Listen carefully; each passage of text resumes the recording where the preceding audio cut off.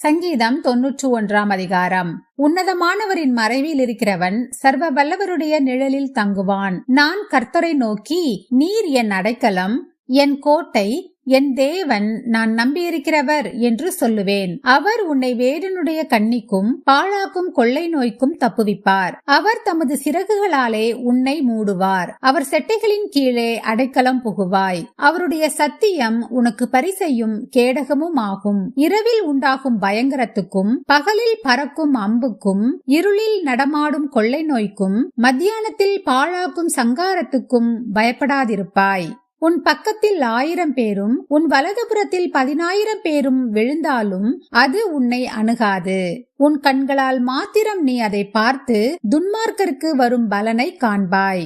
எனக்கு அடைக்கலமாயிருக்கிற உன்னதமான கர்த்தரை உனக்கு தாபரமாக கொண்டாய். ஆகையால் பொல்லாப்பு உனக்கு நேரிடாது, வாதை உன் கூடாரத்தை அணுகாது. உன் வழிகளிலெல்லாம் உன்னை காக்கும்படி உனக்காக தம்முடைய தூதர்களுக்கு கட்டளையிடுவார்.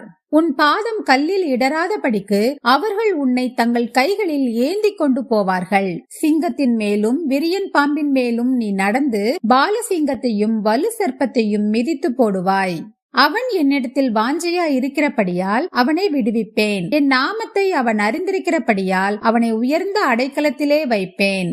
அவன் என்னை நோக்கி கூப்பிடுவான், நான் அவனுக்கு மறு உத்தரவு அருளி செய்வேன். ஆபத்தில் நானே அவனோடிருந்து அவனை தப்புவித்து அவனை கனப்படுத்துவேன். நீடித்த நாட்களால் அவனை திருப்தியாக்கி என் இரட்சிப்பை அவனுக்கு காண்பிப்பேன். ஆமேன்.